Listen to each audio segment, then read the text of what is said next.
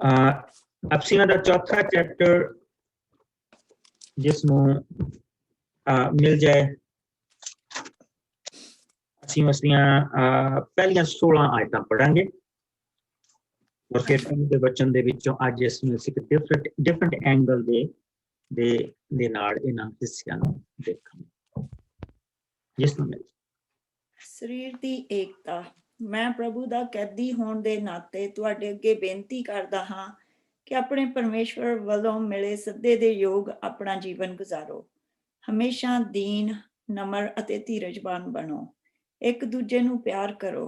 ਹਰ ਸਮੇਂ ਮੇਲ ਮਿਲਾਪ ਦੇ ਰਾਹੀਂ ਆਤਮਾ ਦੀ ਏਕਤਾ ਨੂੰ ਕਾਇਮ ਰੱਖਣ ਦੀ ਕੋਸ਼ਿਸ਼ ਕਰੋ, ਕਿਉਂਕਿ ਇੱਕ ਹੀ ਸਰੀਰ ਹੈ, ਇੱਕ ਹੀ ਆਤਮਾ ਹੈ। ਜਿਸ ਤਰ੍ਹਾਂ ਇੱਕ ਹੀ ਉਮੀਦ ਹੈ ਜਿਸ ਦੇ ਲਈ ਤੁਹਾਨੂੰ ਪਰਮੇਸ਼ਵਰ ਨੇ ਸੱਦਿਆ ਹੈ। ਇੱਕ ਹੀ ਪ੍ਰਭੂ ਹੈ, ਇੱਕ ਹੀ ਵਿਸ਼ਵਾਸ ਹੈ, ਇੱਕ ਹੀ ਬਪਤਿਸਮਾ ਹੈ। ਇੱਕ ਹੀ ਪਰਮੇਸ਼ਵਰ ਹੈ ਜੋ ਸਭ ਦਾ ਪਿਤਾ ਹੈ। ਉਹੀ ਸਭ ਦਾ ਸਵਾਮੀ ਹੈ, ਸਭ ਵਿੱਚ ਕੰਮ ਕਰਦਾ ਹੈ ਅਤੇ ਸਭ ਵਿੱਚ ਵਾਸ ਕਰਦਾ ਹੈ। ਮਸੀਹ ਨੇ ਆਪਣੀ ਕਿਰਪਾ ਨਾਲ ਸਾਡੇ ਵਿੱਚੋਂ ਹਰ ਇੱਕ ਨੂੰ ਸਾਡੇ ਹਿੱਸੇ ਅਨੁਸਾਰ ਦਾਤ ਦਿੱਤੀ ਹੈ। ਇਸੇ ਲਈ ਧਰਮ ਗ੍ਰੰਥ ਕਹਿੰਦਾ ਹੈ, ਜਦੋਂ ਉਹ ਉਚਾਈਆਂ ਤੇ ਚੜ ਗਿਆ ਤਾਂ ਉਹ ਆਪਣੇ ਨਾਲ ਬੰਦੀਆਂ ਨੂੰ ਲੈ ਗਿਆ। ਉਸਨੇ ਮਨੁੱਖਾਂ ਨੂੰ ਦਾਤਾਂ ਦਿੱਤੀਆਂ। ਉਚਾਈਆਂ ਤੇ ਚੜ ਗਿਆ ਦਾ ਕੀ ਅਰਥ ਹੈ? ਇਸ ਦਾ ਅਰਥ ਇਹ ਹੈ ਕਿ ਉਹ ਪਹਿਲਾਂ ਧਰਤੀ ਦੇ ਹੇਠਲੇ ਭਾਗਾਂ ਵਿੱਚ ਗਿਆ।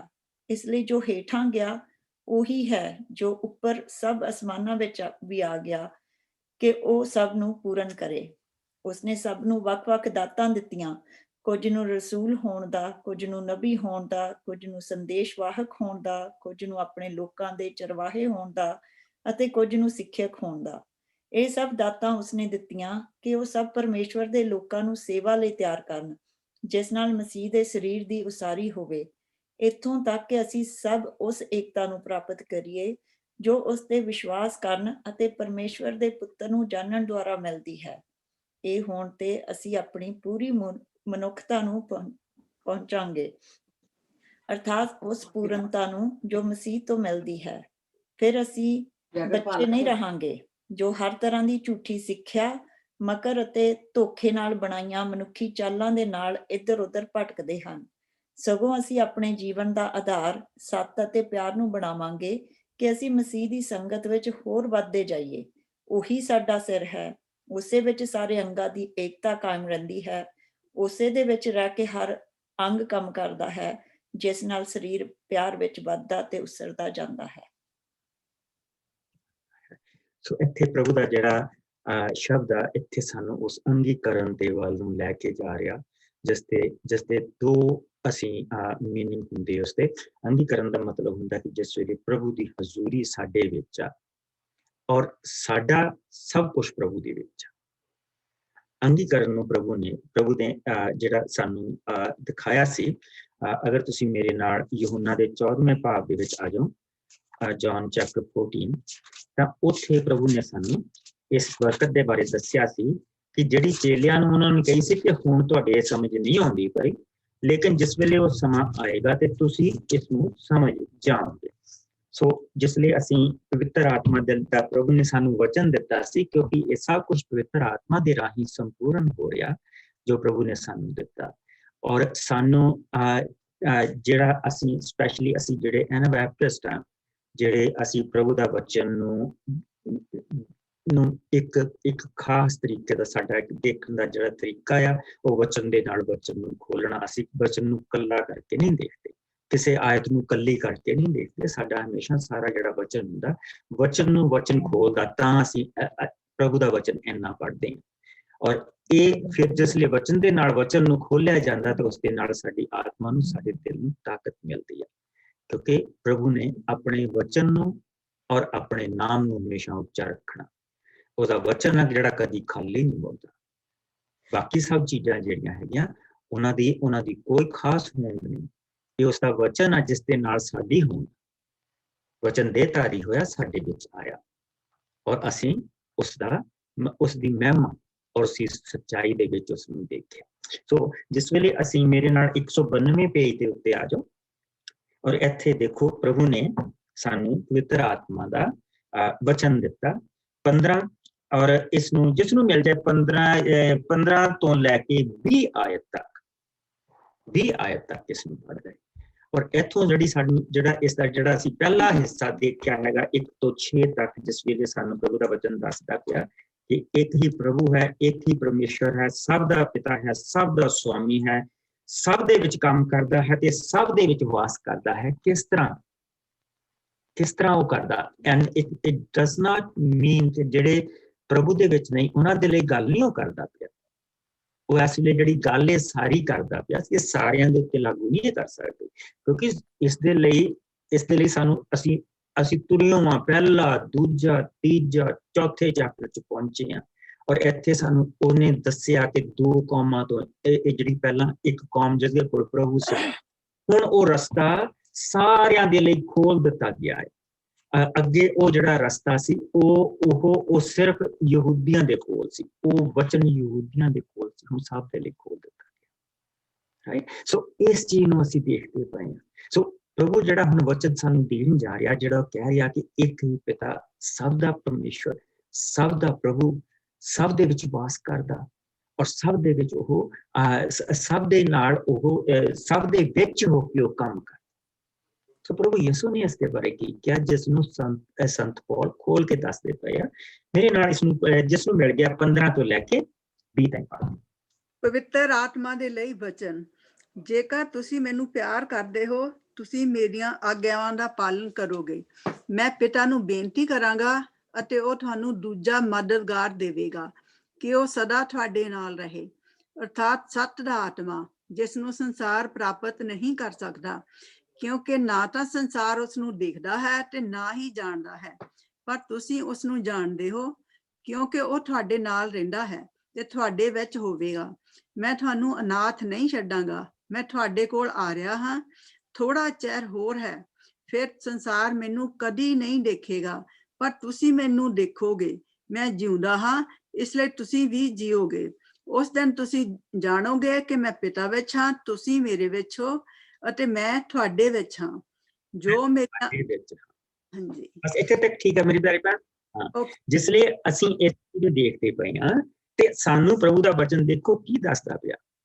ਕਹਿੰਦਾ ਇਹ ਉਹ ਆਤਮਾ ਜਿਸ ਨੂੰ ਸੰਸਾਰ ਪ੍ਰਾਪਤ ਨਹੀਂ ਕਰਦਾ, ਕਿਉਂਕਿ ਨਾ ਤਾਂ ਉਸ ਨੂੰ ਜਾਣਦਾ, ਕਿਉਂਕਿ ਨਾ ਤਾਂ ਸੰਸਾਰ ਉਸ ਨੂੰ ਦੇਖਦਾ ਹੈ ਨਾ ਜਾਣਦਾ ਹੈ, ਪਰ ਤੁਸੀਂ ਜਿਨ੍ਹਾਂ ਨੇ ਮੇਰੇ ਉੱਤੇ ਵਿਸ਼ਵਾਸ ਕੀਤਾ, ਪ੍ਰਭੂ ਯਿਸੂ ਕਹਿੰਦੇ, ਜੇ ਮੇਰੇ ਉੱਤੇ ਵਿਸ਼ਵਾਸ ਕੀਤਾ ਔਰ ਉਸ ਕੁਰਬਾਨੀ ਦੇ ਬਾਅਦ ਤੁਹਾਨੂੰ ਇਹ ਆਤਮਾ ਮਿਲੇਗਾ। ਹਾਲੇ ਉਹ ਆਤਮਾ ਚੇਲਿਆਂ ਨੂੰ ਮਿਲਿਆ ਨਹੀਂ।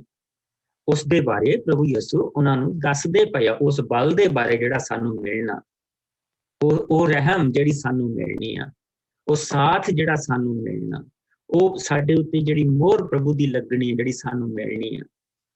ਇਹ ਪ੍ਰਭੂ ਯਿਸੂ ਦੱਸਦੇ ਪਏ ਆ ਕਿ ਤੁਹਾਨੂੰ ਮੇਰੇ ਵਿੱਚ ਮਿਲੇਗਾ, ਕਿਉਂਕਿ ਮੈਂ ਤੁਹਾਨੂੰ ਅਨਾਥ ਨਹੀਂ ਛੱਡੂੰਗਾ, ਮੈਂ ਤੁਹਾਨੂੰ ਸਾਥ ਦਊਂਗਾ, ਮੈਂ ਤੁਹਾਨੂੰ ਅਨਾਥ ਨਹੀਂ ਛੱਡੂੰਗਾ। ਔਰ ਕਿਸ ਤਰ੍ਹਾਂ ਸਾਨੂੰ ਸਾਥ ਦੇਗਾ? ਵਚਨ ਚ ਅੱਗੇ ਦੇਖੋ 19 ਥੋੜਾ ਚਿਰ ਹੋਰ ਹੈ, ਫਿਰ ਸੰਸਾਰ ਮੈਨੂੰ ਕਦੀ ਨਹੀਂ ਦੇਖੇਗਾ। ਬੇਸਿਕਲੀ ਹੁਣ 1 ਹਫ਼ਤੇ ਦਾ ਇੱਥੇ ਵੇਲਾ ਰਹਿ ਗਿਆ ਪ੍ਰਭੂ ਯਿਸੂ ਦੇ।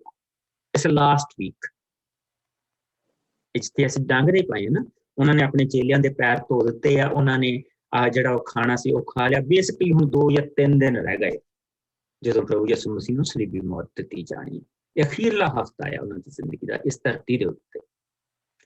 ਔਰ ਇਸ ਧਰਤੀ ਦੇ ਉੱਤੇ ਉਹਨਾਂ ਨੇ ਜਿਹੜੀ ਸਲੀਬੀ ਮੌਤ ਮਰਨੀ ਆ, ਉਹ ਸਾਰਾ ਸਮਾਂ ਚੱਲਦਾ ਪਿਆ, ਉਹਦੇ ਵਿੱਚ ਵੀ ਉਹ ਲਾਗੇ ਦਿਨ ਬਾ ਦਿਨ ਲਾਗੇ ਆ ਰਹੇ। ਸੋ ਉਹ ਥੋੜਾ ਚਿਰ ਹੋਰ ਹੈ, ਫਿਰ ਸੰਸਾਰ ਮੈਨੂੰ ਕਦੀ ਨਹੀਂ ਦੇਖੇਗਾ, ਪਰ ਤੁਸੀਂ ਮੈਨੂੰ ਦੇਖੋ। ਕਿਉਂ? ਮੈਂ ਜਿਉਂਦਾ ਹਾਂ, ਇਸ ਲਈ ਤੁਸੀਂ ਵੀ ਜੀਓਗੇ। Now, this is big thing. ਮੈਂ ਜਿਉਂਦਾ ਇਸ ਲਈ ਤੁਸੀਂ ਵੀ ਜੀਓਗੇ। ਕਿੱਥੇ? ਸਵਰਗ ਦੇ ਵਿੱਚ ਜਾ ਕੇ ਨਹੀਂ, ਧਰਤੀ ਤੇ ਜੀਓਗੇ। That's what it means. ਮੁਕਤੀ ਧਰਤੀ ਤੋਂ ਸ਼ੁਰੂ ਹੋਏਗੀ, ਤੁਸੀਂ ਵੀ ਜੀਓਗੇ। ਔਰ ਉਸ ਦਿਨ ਤੁਸੀਂ ਜਾਣੋਗੇ ਮੈਂ ਪਿਤਾ ਵਿੱਚ ਹਾਂ, ਤੁਸੀਂ ਮੇਰੇ ਵਿੱਚ ਹੋ ਅਤੇ ਮੈਂ ਤੁਹਾਡੇ ਵਿੱਚ ਹਾਂ। ਕਦੋਂ ਅਸੀਂ ਜਾਣਾਂਗੇ? ਜਦੋਂ ਅਸੀਂ ਉਸ ਇੱਕ ਨੂੰ ਪ੍ਰਾਪਤ ਕਰਾਂਗੇ। ਜੋ ਉਹ ਇੱਕ ਦਾ ਰੂਪ यसू साडे नाल सदा नहीं रह सकदा सी, पर एक है जो साडे नाल सदा रह सकदा, वो है पवित्र आत्मा। सो साडी कीमत देण दे लई परमेश्वर ने वो जिहड़ा त्रिएक असीं कहने आ, जिहनूं बहुत सारे लोग बहुत कुछ कहण लग पैंदे आ, क्योंकि ये तो प्रभु की हजूरी च जाके मंगना पैंदा कि प्रभु मैनू ये दस। और फिर असीं जिहड़ियां एग्जाम्पलां दिन्ने तो गलत दिन्ने कि जिद्दां आंडा आ, बाहर ਉਹਦੇ ਛਿੱਲ ਆ, ਵਿੱਚ ਪਾਣੀ ਆ, ਵਿੱਚ ਗੋਲੇ ਆ। That's not it. ਉਹਦੀ ਅਸਲੀ ਉਸ ਨੂੰ ਤਰੀਕੇ ਨੂੰ ਦੇਖਣ ਦਾ ਇਹ ਆ ਕਿ ਸਾਨੂੰ ਜਿਸ ਉਸ ਦੇ ਰੂਪ ਦੀ ਜ਼ਰੂਰਤ ਹੁੰਦੀ ਆ ਉਹ ਸਾਡੇ ਨਾਲ ਹੁੰਦਾ। ਜੋ ਉਹ ਤਿੰਨ ਤਰ੍ਹਾਂ ਦੀ ਸੰਪੂਰਨਤਾ ਆ, ਬਾਪ ਜੋ ਸਵਰਗ ਦੇ ਵਿੱਚ, ਬੇਟਾ ਜਿਸ ਦੀ ਕੁਰਬਾਨੀ ਹੋਣੀ ਜ਼ਰੂਰੀ ਸੀ, ਜਿਸ ਨਾਲ ਸਾਡਾ ਰਸਤਾ ਖੁੱਲਦਾ, ਔਰ ਪਵਿੱਤਰ ਆਤਮਾ ਜਿਸ ਦਾ ਸਾਥ ਸਾਡੇ ਨਾਲ ਹੁੰਦਾ। ਸਾਨੂੰ ਤਿੰਨਾਂ ਦੀ ਜ਼ਰੂਰਤ।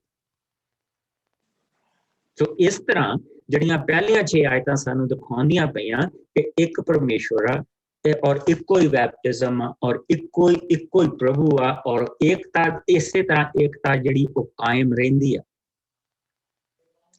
ਕਿਉਂਕਿ ਜੇ ਉਹ ਤਿੰਨ ਹੋਣ ਤਾਂ ਫਿਰ ਤਾਂ ਅਸੀਂ ਵੀ ਵੰਡ ਹੋਏ ਹੋਈਏ। ਸਾਡੇ ਵਿੱਚ ਤਾਂ ਏਕਤਾ ਤਾਂ ਇਸ ਕਰਕੇ ਨਾ, ਅਸੀਂ ਪਰਿਵਾਰ ਤਾਂ ਇਸ ਕਰਕੇ ਆ ਕਿਉਂਕਿ ਉੱਥੇ ਇੱਕ ਏਕਤਾ ਆ ਔਰ ਉਹ ਏਕਤਾ ਸਾਨੂੰ ਮਿਲੀ ਆ। ਸੋ ਇਸ ਕਰਕੇ ਉਹ ਕਹਿੰਦਾ ਕਿ ਜਿਹੜਾ ਮੈਂ ਉਹ ਤੁਹਾਡੇ ਨਾਲ ਰਹੇਗਾ, ਉਹ ਆਏਗਾ, ਉਹ ਤੁਹਾਡੇ ਨਾਲ ਰਹੇਗਾ ਔਰ ਤੁਸੀਂ ਫਿਰ ਤੁਸੀਂ ਜਾਣੋਗੇ ਕਿ ਮੈਂ ਪਿਤਾ ਵਿੱਚ ਹਾਂ, ਤੁਸੀਂ ਮੇਰੇ ਵਿੱਚ ਹੋ ਅਤੇ ਮੈਂ ਤੁਹਾਡੇ ਵਿੱਚ ਹਾਂ। ਉਧਰ ਜਿਸ ਲਈ ਅਸੀਂ ਜਾ ਕੇ 6ਵੀਂ ਆਇਤ ਦੇਖਦੇ ਹਾਂ ਤੇ ਉੱਥੇ ਪ੍ਰਭੂ ਦੇ ਵਚਨ ਦੇ ਵਿੱਚ ਲਿਖਿਆ ਕਿ ਇੱਕ ਹੀ ਪਰਮੇਸ਼ਰ ਹੈ ਜੋ ਸਭ ਦਾ ਪਿਤਾ ਹੈ, ਉਹ ਸਭ ਦਾ ਸੁਆਮੀ ਹੈ, ਉਹ ਸਭ ਦੇ ਵਿੱਚ ਕੰਮ ਕਰਦਾ ਹੈ ਅਤੇ ਸਭ ਦੇ ਵਿੱਚ ਵਾਸ ਕਰਦਾ ਹੈ। ਪਿਤਾ ਜੋ ਸਵਰਗ ਦੇ ਵਿੱਚ ਆ, ਪਿਤਾ ਜੋ ਸਵਰਗ ਦੇ ਵਿੱਚ ਆ, ਪ੍ਰਭੂ ਦੇ ਰੂਪ ਦੇ ਵਿੱਚ ਸਾਡੇ ਕੋਲ ਆਇਆ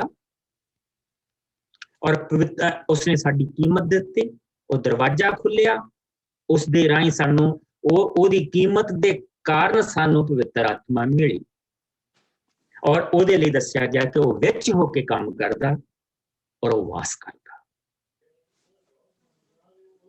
ਇਹ ਚੀਜ਼ ਪ੍ਰਭੂ ਦਾ ਵਚਨ ਇੱਥੇ ਸਾਨੂੰ ਸਿਖਾਉਂਦਾ ਪਿਆ। ਫਿਰ ਉਸਨੇ ਦੱਸਿਆ ਕਿ ਉਚਾਈਆਂ ਤੇ ਚੜ ਗਿਆ ਅਤੇ ਆਪਣੇ ਨਾਲ ਬੰਦੀਆਂ ਨੂੰ ਲੈ ਗਿਆ, ਉਸਨੇ ਮਨੁੱਖਾਂ ਨੂੰ ਦਾਤਾਂ ਦਿੱਤੀਆਂ। ਇਸ ਚੀਜ਼ ਨੂੰ ਅਸੀਂ ਕੱਲ ਦੇਖ ਚੁੱਕੇ ਸੀ। ਹੁਣ ਅਸੀਂ ਇਹ ਦੇਖਾਂਗੇ ਇਸ ਦਾ ਇੱਕ ਚੀਜ਼ ਹਿੱਸਾ ਰਹਿ ਗਿਆ, ਉਸਨੇ ਮਨੁੱਖਾਂ ਨੂੰ ਦਾਤਾਂ ਦਿੱਤੀਆਂ। ਉਸਨੇ ਮਨੁੱਖਾਂ ਨੂੰ ਦਾਤਾਂ ਦਿੱਤੀਆਂ। ਹੁਣ ਅਸੀਂ ਇਸ ਹਿੱਸੇ ਨੂੰ ਪ੍ਰਭੂ ਦੇ ਵਚਨ ਦੇ ਵਿੱਚੋਂ ਦੇਖਾਂਗੇ। ਮੇਰੇ ਨਾਲ ਇੱਕ ਹਿੱਸਾ ਪਹਿਲਾਂ ਅਸੀਂ ਦੇਖਾਂਗੇ ਪੁਰਾਣੇ ਨਿਯਮ ਦੇ ਵਿੱਚੋਂ, ਆਸਿਆ ਦਾ 57 ਭਾਵ 14 ਤੋਂ 21 ਵਰਸ 1214 ਪੜਨਾ। ਆਇਜ਼ਾ ਚੈਪਟਰ 57 ਵਰਸ 14 to 21। ਜਿਸ ਨੂੰ ਮਿਲ ਜਾਏ 1214 ਪੜਨਾ, ਜਿਸ ਨੂੰ ਮਿਲ ਜਾਏ ਉਹ ਪੜ।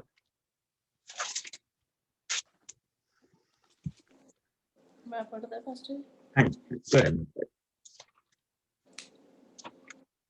Isaiah 57 verse 14।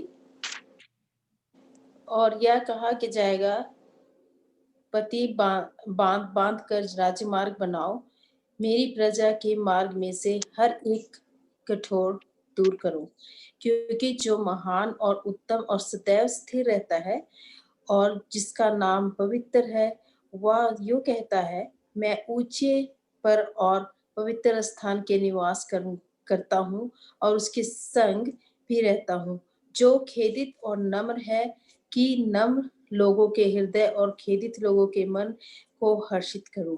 मैं सदा मुकदमा ना लड़ता रहूंगा, ना सदैव क्रोधित रहूंगा, क्योंकि आत्मा मेरे बनाए हुए हैं और जीव मेरे सामने मूर्छित हो जाते हैं।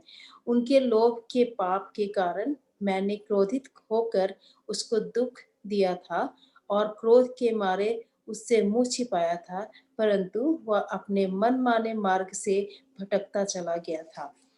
मैं उसकी चाल देखता आया हूँ, तो भी अब उसको चंगा करूंगा। मैं उससे ले चलूंगा और विशेष करके उसके शोक करने वाले को शांति दूंगा। मैं मुंह में फल का सृजनहार हूँ, यहोवा ने यह कहा है। जो दूर और जो निकट है दोनों को पूरी शांति मिले और मैं उनको चंगा करूंगा। परंतु दृष्टि तो लहराते समुद्र के समान है, जो स्थिर में नहीं रह सकता, और उसका जल मैल और कीच उछलता है। दुष्टों के लिए शांति नहीं, मेरे परमेश्वर का यही वचन है। आमीन। दुष्टता ਦਾ ਟੋਕਰਾ ਜੇ ਰੱਖ ਕੇ ਤੁਰੇ ਫਿਰਾਂਗੇ ਤਾਂ ਫਿਰ ਸ਼ਾਂਤੀ ਨਹੀਂ ਹੋਏਗੀ। ਇੱਥੇ ਇੱਕ ਚੀਜ਼ ਦੇਖੋ ਸਾਨੂੰ ਦੱਸੀ ਗਈ ਹੈ, ਪ੍ਰਭੂ ਕਹਿੰਦਾ ਹੈ ਮੇਰੇ ਲੋਕਾਂ ਨੂੰ ਮੇਰੇ ਕੋਲ ਆਉਣ ਦਿਓ। ਔਰ ਬੈਸਟ ਚੀਜ਼ ਜਿਹੜੀ ਅਸੀਂ ਪ੍ਰਭੂ ਦੇ ਹਜ਼ੂਰੀ ਦੇ ਵਿੱਚ ਪ੍ਰਭੂ ਦੇ ਬੰਦੇ ਨੂੰ ਲੈ ਕੇ ਆ ਸਕਦੇ ਹਾਂ, ਉਹ ਹੈ ਉਸ ਦਾ ਵਚਨ,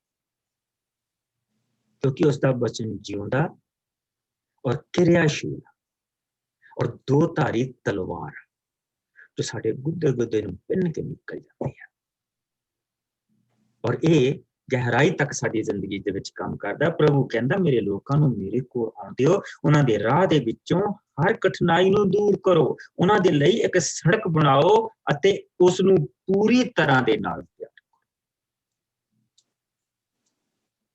ਔਰ ਪ੍ਰਭੂ ਦੇ ਬੰਦੇ ਦੀ ਬਸ ਇੰਨੀ ਜ਼ਿੰਮੇਵਾਰੀ ਕਿ ਉਹ ਰਸਤੇ ਦੇ ਵਿੱਚ ਮੱਝ ਬਣ ਕੇ ਨਾ ਬਹਿ ਜਾਏ। ਉਹ ਪ੍ਰਭੂ ਦੇ ਲੋਕਾਂ ਨੂੰ ਪ੍ਰਭੂ ਦੇ ਵਚਨ ਦੇ ਰਾਹੀਂ ਉਹਨਾਂ ਦੇ ਕੋਲ ਲੈ ਕੇ ਜਾਏ, ਯਿਸੂ ਦੇ ਕੋਲ ਉਹਨਾਂ ਨੂੰ ਲੈ ਕੇ ਜਾਏ। ਔਰ ਫਿਰ ਦੇਖੋ ਪ੍ਰਭੂ ਕੀ ਕਰਦਾ, ਕਹਿੰਦਾ ਮੈਂ ਉੱਚਾ ਅਤੇ ਅਤ ਪਵਿੱਤਰ ਪਰਮੇਸ਼ਰ ਹਾਂ ਜੋ ਹਮੇਸ਼ਾ ਦੇ ਲਈ ਜਿਉਂਦਾ ਹਾਂ। ਕਿ ਯਿਸੂ ਨੇ ਕਿਹਾ ਸੀ ਕਿਉਂਕਿ ਮੈਂ ਜਿਉਂਗਾ ਇਸ ਕਰਕੇ ਤੁਸੀਂ ਵੀ ਜਿਓਗੇ। ਮੈਂ ਉੱਚਾ ਤੇ ਪਵਿੱਤਰ ਪਰਮੇਸ਼ਰ ਹਾਂ ਜੋ ਹਮੇਸ਼ਾ ਦੇ ਲਈ ਜਿਉਂਦਾ ਹਾਂ। ਮੈਂ ਉੱਚੇ ਅਤੇ ਪਵਿੱਤਰ ਥਾਂ ਦੇ ਉੱਤੇ ਰਹਿੰਦਾ ਹਾਂ, ਪਰ ਮੈਂ ਉਹਨਾਂ ਲੋਕਾਂ ਦੇ ਨਾਲ ਵੀ ਰਹਿੰਦਾ ਹਾਂ ਜੋ ਦੀਨ ਅਤੇ ਪਛਤਾਵਾ ਕਰਦੇ। ਮੈਂ ਉਹਨਾਂ ਦੇ ਭਰੋਸੇ ਅਤੇ ਉਮੀਦ ਨੂੰ ਦੁਬਾਰਾ ਸੁਰਜੀਤ ਕਰਦਾ। That's God. ਅੱਗੇ ਦੇਖੋ, ਮੈਂ ਉਹਨਾਂ ਦੇ ਵਿਰੋਧ ਦੇ ਵਿੱਚ ਹਮੇਸ਼ਾ ਨਹੀਂ ਰਹਾਂਗਾ ਤੇ ਨਾ ਹੀ ਉਹਨਾਂ ਦੇ ਨਾਲ ਗੁੱਸੇ ਰਹਾਂਗਾ। ਮੈਂ ਹੀ ਤਾਂ ਉਹਨਾਂ ਨੂੰ ਜੀਵਨ ਦਾਨ ਦਿੱਤਾ ਹੈ। ਮੈਂ ਉਹਨਾਂ ਦੇ ਪਾਪ ਅਤੇ ਲਾਲਚ ਦੇ ਕਾਰਨ ਉਹਨਾਂ ਨਾਲ ਗੁੱਸੇ ਸਾਂ, ਜੋ ਉਹਨਾਂ ਨੂੰ ਸਜ਼ਾ ਦਿੱਤੀ ਤੇ ਉਹਨਾਂ ਨੂੰ ਤਿਆਗ ਦਿੱਤਾ, ਪਰ ਉਹ ਬਹੁਤ ਜਿੱਦੀ ਨਿਕਲੇ ਅਤੇ ਉਹਨਾਂ ਨੇ ਆਪਣੇ ਬੁਰੇ ਰਾਹਾਂ ਤੇ ਚੱਲਣਾ ਨਾ ਛੱਡਿਆ। ਐਬਸੋਲੂਟਲੀ ਅਸੀਂ ਕੱਲ ਜਿਸ ਲਈ ਉਹ 9ਵਾਂ ਭਾਗ ਯਹੋਨਾ ਦਾ ਪੜ੍ਹਦੇ ਪਏ ਸੀ ਤਾਂ ਅਸੀਂ ਉਹਨਾਂ ਯਹੂਦੀਆਂ ਨੂੰ ਦੇਖਿਆ ਸੀ, ਉਹਨਾਂ ਸਰਦਾਰਾਂ ਨੂੰ ਦੇਖਿਆ ਸੀ ਜੋ ਉੱਥੇ ਬੈਠੇ ਆ, ਔਰ ਅੰਨਾ ਵਿਚਾਰਾ ਜਿਹੜਾ ਜੀਵਨ ਭਰ ਅੰਨਾ ਪੈਦਾ ਅੰਨਾ ਹੋਇਆ। ਔਰ ਜਿਸ ਲਈ ਉਹ ਮੈਨੂੰ ਮੂਵੀ 'ਚ ਬਹੁਤ ਸੋਹਣਾ ਲੱਗਦਾ, ਜਿਸ ਲਈ ਪ੍ਰਭੂ ਯਿਸੂ ਉਸਨੂੰ ਅੱਖਾਂ ਦਿੰਦਾ ਨਾ ਤੇ ਉਹ ਦੌੜ ਕੇ ਜਾ ਕੇ ਫਲ ਚੱਕ ਕੇ ਦੇਖਦਾ। ਉਸਨੇ ਪਹਿਲੀ ਵਾਰੀ ਉਹ ਚੀਜ਼ਾਂ ਜ਼ਿੰਦਗੀ 'ਚ ਉਹਨੇ ਪਹਿਲੀ ਵਾਰੀ ਦੇਖਿਆ ਕਿ ਇਨਸਾਨ ਦਾ ਚਿਹਰਾ ਕਿੱਦਾਂ ਦਾ ਹੁੰਦਾ,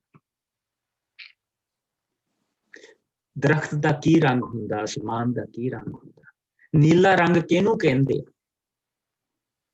ਪਹਿਲੀ ਵਾਰੀ। ਔਰ ਜਿਸ ਵੇਲੇ ਉਹਨਾਂ ਦੇ ਕੋਲ ਉਹ ਗਿਆ ਤੇ ਉਹ ਕਹਿ ਰਹੇ ਆ ਕਿ ਉਹ ਬੰਦਾ ਪਾਪੀ ਆ, ਤੂੰ ਬਸ ਇਹ ਕਹਿ ਕੇ ਤੈਨੂੰ ਪਰਮੇਸ਼ਰ ਨੇ ਠੀਕ ਕੀਤਾ। ਉਹ ਕਹਿੰਦਾ ਮੈਂ ਇਹ ਕਿੱਦਾਂ ਕਹਿ ਦਵਾਂ, ਅੱਜ ਤੱਕ ਕਿਸੇ ਨੇ ਜਨਮ ਦੇਣ ਨੂੰ ਸਹੀ ਨਹੀਂ ਕੀਤਾ, ਮੈਂ ਕਿੱਦਾਂ ਹੀ ਕਹਿ ਦਵਾਂ। ਫਿਰ ਤੈਨੂੰ ਕਿੱਦਾਂ ਠੀਕ ਕੀਤਾ। ਕਹਿੰਦਾ ਬਾਰ-ਬਾਰ ਕਿਉਂ ਪੁੱਛਦੇ, ਤੁਸੀਂ ਉਹਦੇ ਚੇਲੇ ਬਣਨਾ ਮੰਗਦੇ ਆ।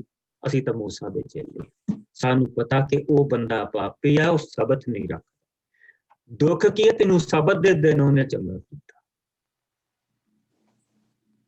ਲੇਕਿਨ ਇਹਦੀ ਕੋਈ ਖੁਸ਼ੀ ਨਹੀਂ ਕਿ ਇੱਕ ਸਾਡਾ ਯਹੂਦੀ ਭਰਾ ਜਿਹੜਾ ਸੀਗਾ ਉਹ ਅੰਨਾ ਪੈਦਾ ਹੋਇਆ ਸੀ ਔਰ ਉਹਨੂੰ ਪ੍ਰਭੂ ਨੇ ਅੱਖਾਂ ਦੇ ਦਿੱਤੀਆਂ। ਸੋ ਜਿੱਦੀ ਕਿਹਨਾਂ ਲੋਕਾਂ ਨੂੰ ਇੱਥੇ ਕਿਹਾ ਗਿਆ, ਚਿੱਕੜ ਉਛਾਲਣ ਵਾਲੇ ਸਮੁੰਦਰ ਕਿਹਨਾਂ ਨੂੰ ਕਿਹਾ ਗਿਆ, ਜਿਹੜੇ ਦੇਖਦੇ ਹੋਏ ਵੀ ਉੱਤੇ ਵਿਸ਼ਵਾਸ ਨਹੀਂ ਕਰਦੇ ਔਰ ਉਸ ਮੁਕਤੀ ਨੂੰ ਪਾਉਣਾ ਨਹੀਂ ਮੰਗਦੇ। ਕਹਿੰਦਾ ਉਹ ਜਿੱਦੀ ਸੀ, ਇਸ ਕਰਕੇ ਉਹਨਾਂ ਨੇ ਆਪਣੇ ਬੁਰਾ ਰਾਹਾਂ ਤੇ ਚੱਲਣਾ ਨਾ ਛੱਡਿਆ। ਮੈਂ ਉਹਨਾਂ ਨੂੰ ਦੇਖਿਆ ਕਿ ਉਹ ਕਿਸ ਤਰ੍ਹਾਂ ਦਾ ਵਰਤਾਓ ਕਰਦੇ ਹਨ, ਪਰ ਮੈਂ ਉਹਨਾਂ ਨੂੰ ਚੰਗਾ ਕਰਾਂਗਾ। ਇੱਥੇ ਪ੍ਰਭੂ ਦੀ ਫੇਰ ਦਇਆ ਆ ਗਈ। ਕਿਉਂ? ਮੈਂ ਹੀ ਤਾਂ ਉਹਨਾਂ ਨੂੰ ਜੀਵਨ ਦਿੱਤਾ, मैं ही तो उन्होंने जीवन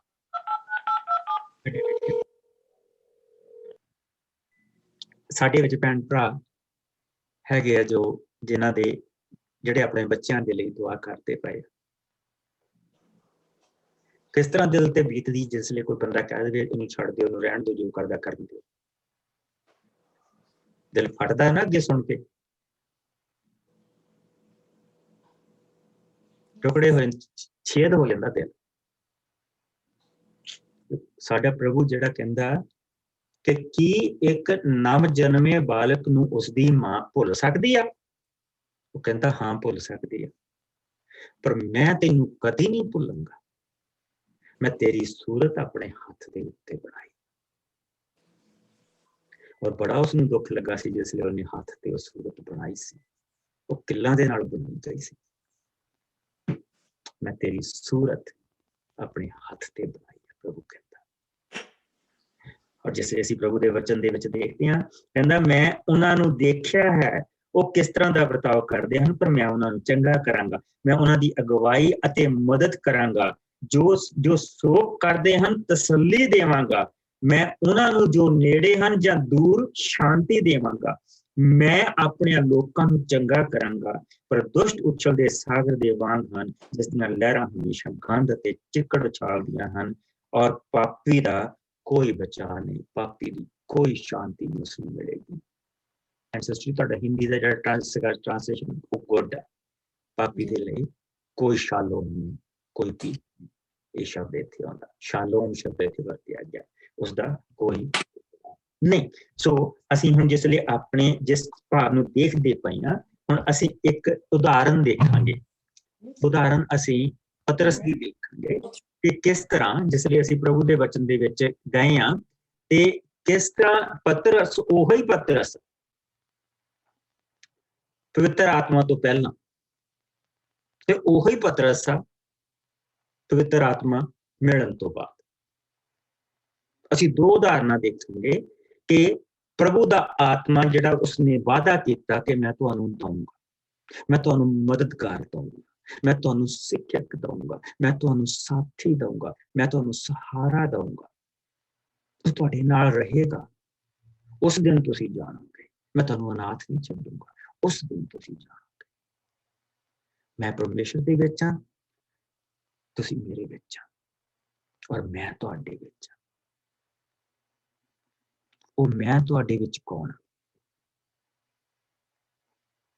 ਪ੍ਰਭੂ ਯਿਸੂ। ਤੇ ਜੇ ਪ੍ਰਭੂ ਯਿਸੂ ਬਾਪ ਦੇ ਵਿੱਚ ਆ ਤੇ ਉਹ ਆਪ ਸਾਡੇ ਵਿੱਚ ਆ, ਤੇ ਫਿਰ ਕਿੰਨੇ ਪਰਮੇਸ਼ਰ ਹੋਏ? ਤਿੰਨ ਹੋਏ? ਨਹੀਂ, ਇੱਕ। ਇਸ ਵਾਰ ਔਰ ਇਸ ਕਰਕੇ ਮੈਂ ਹਮੇਸ਼ਾ ਮੇਰੀ ਇਹ ਇਸ ਪੁਆਇੰਟ ਦੇ ਉੱਤੇ ਹਮੇਸ਼ਾ ਡਿਸਐਗਰੀਮੈਂਟ ਰਿਹਾ ਬਹੁਤੇ ਲੋਕਾਂ ਦੇ ਨਾਲ। ਕਹਿੰਦੇ ਪਰਮੇਸ਼ਰ ਦਾ ਨਾਂ ਯਹਵੇ ਹੈ। That is not right. That is a sentence. I am who I am. ਮੈਂ ਹਾਂ ਜੋ ਮੈਂ ਹਾਂ, ਬਸ ਇਸ ਦਾ ਇੰਨਾ ਮਤਲਬ ਹੈ। ਔਰ ਉਹ ਬਹੁਤ ਗੁੱਸੇ ਦੇ ਵਿੱਚ ਕਿਹਾ ਗਿਆ ਸੀ। ਉਹ ਨਾਮ ਨਹੀਂ ਦਿੱਤਾ ਗਿਆ ਸੀ। ਜਿਸ ਲਈ ਮੂਸਾ ਜਿਹਦੀ ਕਰੀ ਚਲੀ ਜਾਂਦਾ ਤੇ ਬੜੇ ਗੁੱਸੇ ਦੇ ਵਿੱਚ ਉਹ ਪ੍ਰਭੂ ਨੇ ਉਸਨੂੰ ਕਿਹਾ ਸੀ, ਜਾਂ ਉਸਨੂੰ ਕਹਿ ਦੇ ਕਿ ਮੈਂ ਹਾਂ ਨਿਕਲਿਆ। ਔਰ ਉਰਦੂ ਦੇ ਵਿੱਚ ਜਿਹੜਾ ਸ਼ਬਦ ਹੈ ਉਹ ਹੈ ਖੁਦਾ। ਮੈਂ ਖੁਦ ਖੁਦਾ। That's what he said. ਮੈਂ ਖੁਦ ਖੁਦਾ ਹਾਂ।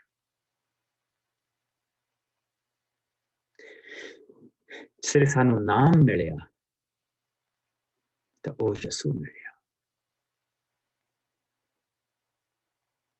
ਜੋ ਸਾਡੀਆਂ ਪਾਪਾਂ ਤੋਂ ਬਚਾਏਗਾ। ਧਰਤੀ ਦੇ ਥੱਲੇ, ਧਰਤੀ ਦੇ ਉੱਤੇ ਔਰ ਸਵਰਗ ਦੇ ਥੱਲੇ ਇੱਕ ਨਾਮ ਦਿੱਤਾ, ਯਿਸੂ ਨਾਮ।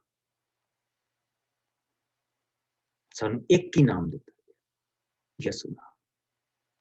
ਉਹ ਜਿਹੜੇ ਨਾਮਾਂ ਦੇ ਚੱਕਰ ਦੇ ਵਿੱਚ ਸਾਨੂੰ ਫਸਾਉਂਦੇ ਆ, that is ਬਹੁਤ ਉਹ ਗਲਤ ਚੀਜ਼ ਆ, ਕਿਉਂਕਿ ਵਚਨ ਕਲੈਰੀਫਾਈ ਕਰ ਦਿੰਦਾ ਇਸ ਚੀਜ਼ ਨੂੰ। ਸਿੰਪਲੀ ਵਚਨ ਨੂੰ ਜਿਸ ਲਈ ਅਸੀਂ ਦੇਖਦੇ ਹਾਂ ਕਲੈਰੀਫਾਈ ਕਰ ਦਿੰਦਾ।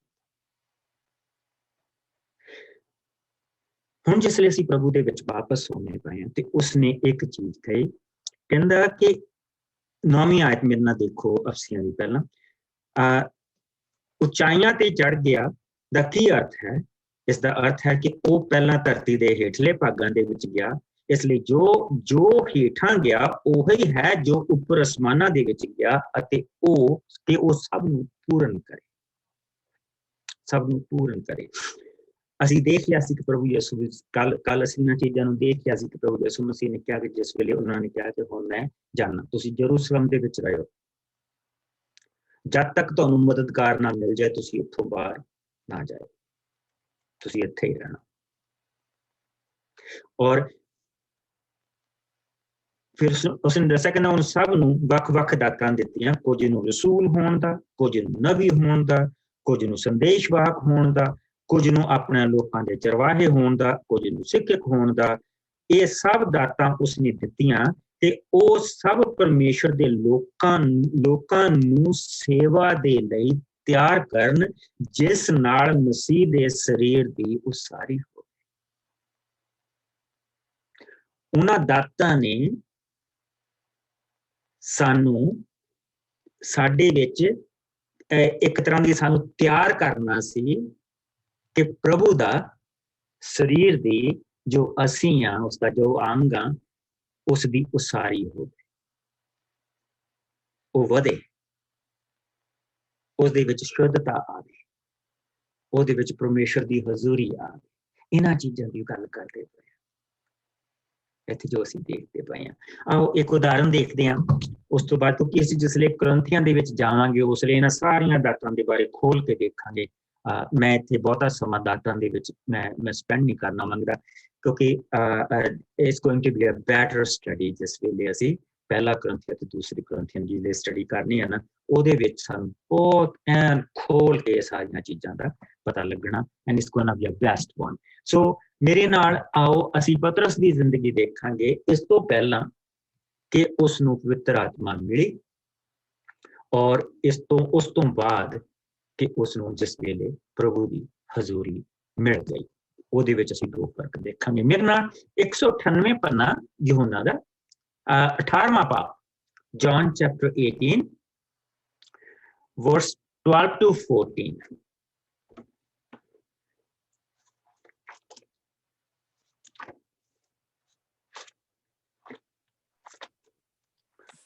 ਇਸਨੂੰ ਮਿਲ ਫੇਰ ਫੌਜੀ ਦਸਤੇ, ਕਪਤਾਨ ਅਤੇ ਯਹੂਦੀਆਂ ਦੇ ਸੇਵਕਾਂ ਨੇ ਯਿਸੂ ਨੂੰ ਫੜ ਕੇ ਬੰਨ੍ਹ ਦਿੱਤਾ। ਉਹ ਉਹਨਾਂ ਨੂੰ ਪਹਿਲਾਂ ਹੰਨਾ ਦੇ ਕੋਲ ਲੈ ਗਏ, ਕਿਉਂਕਿ ਉਹ ਉਸ ਸਾਲ ਦੇ ਮਹਾਪੁਰੋਹਿਤ ਕਾਇਫਾ ਦਾ ਸਹੁਰਾ ਸੀ। ਇਹ ਕਾਇਫਾ ਹੀ ਸੀ ਜਿਸਨੇ ਯਹੂਦੀਆਂ ਨੂੰ ਇਹ ਸਲਾਹ ਦਿੱਤੀ ਸੀ ਕਿ ਸਾਰੀ ਕੌਮ ਦੇ ਵਾਸਤੇ ਇੱਕ ਆਦਮੀ ਦਾ ਮਰਨਾ ਲਾਭਦਾਇਕ ਹੈ। ਜਿਸਲੇ ਅਸੀਂ ਪ੍ਰਭੂ ਦਾ ਇਸ ਵਚਨ ਨੂੰ ਦੇਖਦੇ ਪਏ ਹਾਂ 12 ਤੋਂ 14 ਤੱਕ, ਤੇ ਜਿਸਲੇ ਅਸੀਂ ਇਹਨਾਂ ਹੀ ਹਿੱਸਿਆਂ ਨੂੰ ਬਾਕੀ ਦੇ ਗੋਸਪਲਸ ਦੇ ਵਿੱਚ ਦੇਖਦੇ ਹਾਂ, ਤਾਂ ਹੰਨਾ, ਕਾਇਫਾ, ਸਿਕੰਦਰ ਤੇ ਸਾਰੇ ਧਰਮ ਗ੍ਰੰਥੀ ਜਿਹੜੇ, ਉਹ ਸਾਰੇ ਦਾ ਸਾਰੇ ਜਿਹੜਾ ਉਹ ਗਰੁੱਪ ਆ ਉੱਥੇ ਆ। ਮੈਂ ਵੱਖਰੇ ਜਗ੍ਹਾਵਾਂ ਤੇ ਤਾਂ ਨਹੀਂ ਲੈ ਕੇ ਗਿਆ ਕਿਉਂਕਿ ਇਹ ਸਾਰੇ ਇੱਥੇ ਆ। ਅਗਰ ਤੁਸੀਂ ਪੜ੍ਹਨਾ ਹੋਇਆ ਤੇ ਜਿਸ ਲਈ ਯਿਸੂ ਨੂੰ ਫੜ ਕੇ ਉਹ ਲੈ ਕੇ ਗਏ ਆ, ਚਾਰੇ ਗੋਸਪਲਸ ਦੇ ਵਿੱਚ ਪੜ੍ਹ ਲਓ ਤੇ ਉਹਨਾਂ ਨੂੰ ਕਿੱਥੇ ਲੈ ਕੇ ਗਏ ਆ। ਸੋ ਚਾਰੇ ਗੋਸਪਲ ਦਾ ਜਿਹੜਾ ਜੋੜ ਆ ਉਹ ਇਹ ਆ ਕਿ ਹੰਨਾ ਵੀ ਉੱਥੇ ਹੀ ਆ, ਕਾਇਫਾ ਵੀ ਉੱਥੇ ਹੀ ਆ, ਸਿਕੰਦਰ ਵੀ ਉੱਥੇ ਹੀ ਆ, ਤੇ ਜਿਹੜੇ ਬਾਕੀ ਦੇ ਧਰਮ ਗ੍ਰੰਥੀ ਉਹ ਸਾਰੇ ਦੇ ਸਾਰੇ ਉੱਥੇ ਹੀ, ਜਿਸ ਲਈ ਉਹ ਪ੍ਰਭੂ ਯਿਸੂ ਨੂੰ ਲੈ ਕੇ ਗਏ ਆ। ਈਵਨ ਨਿਕੋਡੇਮਸ ਵੀ ਉੱਥੇ ਆ, ਕਿਉਂਕਿ ਨਿਕੋਡੇਮਸ ਨੇ ਵੀ ਆਵਾਜ਼ ਉਠਾਈ ਕਿ ਸਾਡੇ ਧਰਮ ਦੇ ਵਿੱਚ ਇਹ ਕਿਹਾ ਗਿਆ ਕਿ ਜਦ ਤੱਕ ਕੋਈ ਗਵਾਹ ਨਾ ਹੋਵੇ, ਕੋਈ ਚੀਜ਼ ਪ੍ਰੂਵ ਨਾ ਹੋਵੇ, ਅਸੀਂ ਕਿਸੇ ਨੂੰ ਸਜ਼ਾ ਨਹੀਂ ਦੇ ਸਕਦੇ। ਤਾਂ ਉਹਨਾਂ ਨੇ ਉਸ ਨੂੰ ਅੱਗੇ ਕਿਹਾ ਕਿ ਤੂੰ ਵੀ ਗਲੀਲੀ ਆ, ਕਿਉਂਕਿ ਸਾਰੇ ਦਾ ਸਾਰਾ ਜਿਹੜਾ ਇਹ ਜਥਾ ਸੀ ਇੱਕ ਪਾਸੇ ਹੋਇਆ ਸੀ ਕਿ ਇਸ ਨੂੰ ਮਾਰਨਾ ਸੀ, ਇਸ ਨੂੰ ਮਾਰਨਾ। ਲੇਕਿਨ ਉਸ ਨੂੰ ਇਹ ਨਹੀਂ ਸੀ ਪਤਾ ਕਿ ਉਹਨਾਂ ਨੇ ਭਵਿੱਖਬਾਣੀ ਜਿਹੜੀ ਉਹਨੇ ਗੱਲ ਕਹੀ ਆ ਕਿ ਸਭ ਦੇ ਲਈ ਇੱਕ ਦਾ ਮਰਨਾ ਜ਼ਰੂਰੀ ਆ, ਉਹ ਭਵਿੱਖਬਾਣੀ ਜਿਹੜੇ ਉਹਦੇ ਮੂੰਹ ਦੇ ਵਿੱਚੋਂ ਨਿਕਲੀ। ਸੋ ਅੱਗੇ ਅਸੀਂ ਇਹ ਦੇਖਦੇ ਹਾਂ ਕਿ ਪਤਰਸ ਦਾ ਹੁਣ ਅਸੀਂ ਹਾਲ ਦੇਖਦੇ ਹਾਂ। ਸੋ ਪਤਰਸ ਇਸ ਵੇਲੇ ਕਿਹਨਾਂ ਦੇ ਸਾਹਮਣੇ ਖੜਾ? ਉਹ ਕਾਇਫਾ, ਹੰਨਾ ਤੇ ਜਿਹੜਾ ਬਾਕੀ ਦਾ ਗਰੁੱਪ ਆ ਉਹਨਾਂ ਦੇ ਸਾਹਮਣੇ ਖੜਾ, ਔਰ ਉਸ ਨੂੰ ਉਹਨਾਂ ਤੋਂ ਡਰ ਲੱਗਦਾ ਪਿਆ ਆਤਮਾ ਮਿਲਣ ਤੋਂ ਪਹਿਲਾਂ। ਅਸੀਂ ਪਤਰਸ ਦਾ ਹਾਲ ਦੇਖਦੇ ਹਾਂ। ਔਰ ਫਿਰ ਕੋਈ 15 ਤੋਂ ਲੈ ਕੇ ਅਸੀਂ ਇਸ ਨੂੰ 18 ਤੇ ਪੜ੍ਹਦੇ।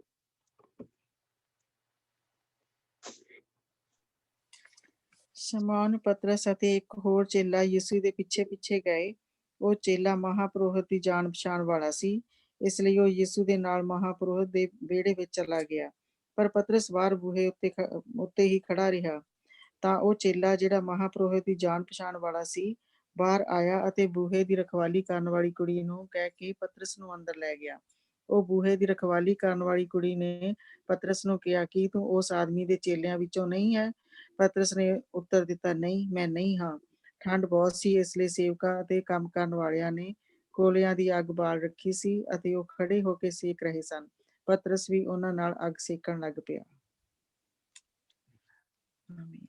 ਅਸੀਂ ਪ੍ਰਭੂ ਦੇ ਵਚਨ 'ਚ ਦੇਖਦੇ ਪਏ ਹਾਂ ਕਿ ਉਸਦਾ ਜਿਹੜਾ ਪ੍ਰਭੂ ਆ ਉਹ ਇੰਨੀ ਠੰਡ ਦੇ ਵਿੱਚ ਉਧਰ ਮਸ਼ਕਾਂ ਦੇ ਵਿੱਚ ਕੱਸ ਹੋਇਆ ਹੈ, ਜਿਸ ਦੇ ਲਈ ਉਸਨੇ ਕਿਹਾ ਸੀਗਾ ਕਿ ਸਾਰੇ ਤੈਨੂੰ ਛੱਡ ਜਾਣਗੇ ਪਰ ਮੈਂ ਨਹੀਂ ਤੈਨੂੰ ਛੱਡੂਗਾ, ਮੈਂ ਆਪਣੀ ਜਾਨ ਵੀ ਤੇਰੇ ਲਈ ਦੇ ਦੂੰਗਾ। ਔਰ ਅਖੀਰਲਾ ਮਿਰਾਕਲ ਵੀ ਇਸਨੇ ਦੇਖ ਲਿਆ, ਜਿਸ ਲਈ ਪਤਰਸ ਨੇ ਤਲਵਾਰ ਕੱਢ ਕੇ ਮਾਰੀ ਤੇ ਮਲਕੁਸ ਜਿਹੜਾ ਸੀਗਾ ਉਹਦਾ ਕੰਨ ਲਾਤਾ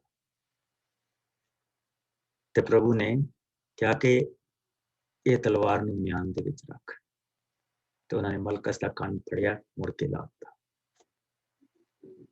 ਉੱਥੇ ਪਤਰਸ ਨੂੰ ਦਿਖਾਤਾ ਕਿ ਮੈਂ ਪ੍ਰਭੂ, ਜੇ ਮੈਂ ਚਾਹਾਂ ਕੁਝ ਵੀ ਕਰ ਸਕਦਾ, ਮੈਂ ਆਪਣੇ ਆਪ ਨੂੰ ਦੇ ਰਿਹਾ,